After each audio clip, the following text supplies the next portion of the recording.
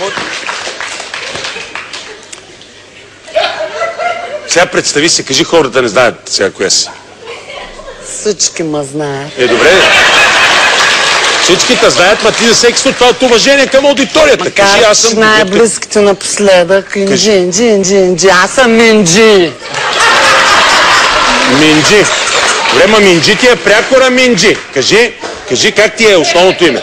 Кажи, аз съм Гугутка, моето име нагалено ми викат Гуцето. Кажи. Гуцето. Която се изкарва пари с... Да, и няма нужда сега това да. Цялч. Няма нужда сега, с какво се изкарва пари. Между другото, често така и те ме питат как съм се решила да стана... Проститутка. Ти си проститутка. Да. И съвсем естествено ми се и получи. Що преди това какво беше? Кажи, приятел, представи се. Най-обикновен миндил.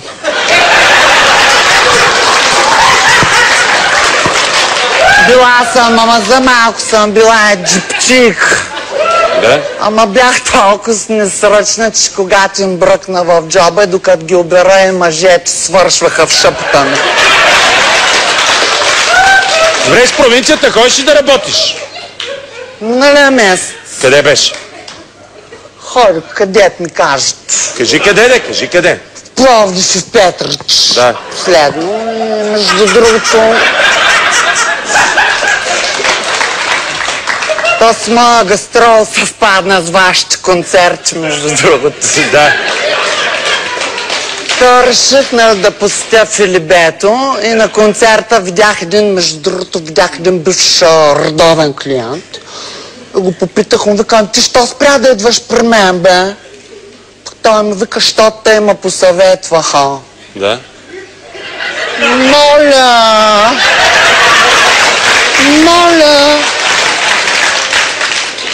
Обяснях, бясна съм, му викам. Направо ще си подпаля фитила на тампона, ти казвам. Бясна съм. Му викам, твоите приятели ти дадат много тъпи съвети, бе. Не са викате. Венеролога ме посъветва. Ще обижда старата габарка, както и да. Между другото, искам също да се оплача, че голяма въй най-хубавата чанта свърли. Ма какво стана? Ти изпусна ли е?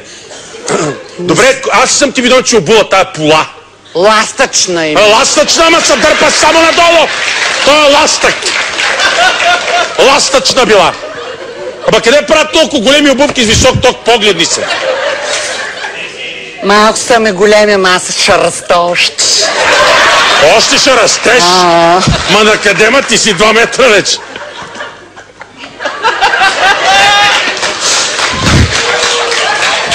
Добре, кажи, някаква криза каза, че настъпила. И те са ми нараснали, да ням да ми идва. Кажи ми.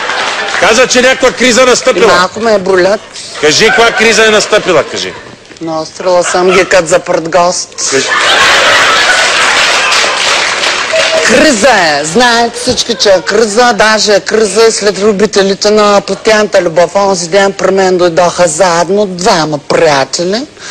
И половин час ме навиваха и ме молиха да им отбия от цената. И? Моля! После пък се караха цял час, кой да е първи. Накрая викам, момчета, няма с карта, лачи и 2 наведнъж, бе. Тук единия ми вика, не може, караме с кой първи да ползва презерватива. Дъното съм! Ясна съм! Ама между другото до Петрич пък пътувах на автостоп и ме качиха 2 пенсионери. И по едно време бабичката ме заговори, ми вика, извиняй, моята момиче, ма приличаш на лека жена. Моля? Извиняй, викам, бабче, ама ти пък вече на нищо не приличаш.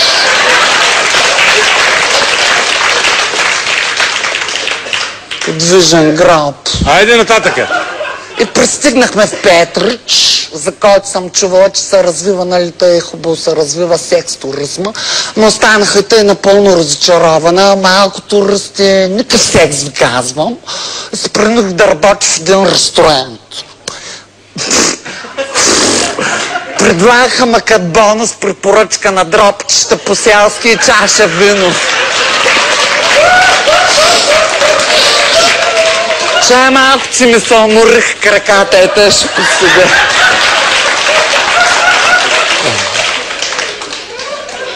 Не, между другото ми викате жената каучук. Както и да е, накрая реших да не се тръгвам капо за София, се навих да участвам в едно порнофилмче. За интернет само. И преди да включат камерата, то с режисьор дойде при мен и ми вика: просто прави това, което най-добре умееш. То хубаво.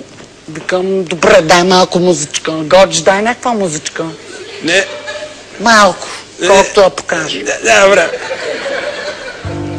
Не, благодаря. Режисера, какво ти каза? Не мога да го кажа преди да покажа какво съм направила. И какво направи? Малко музичка.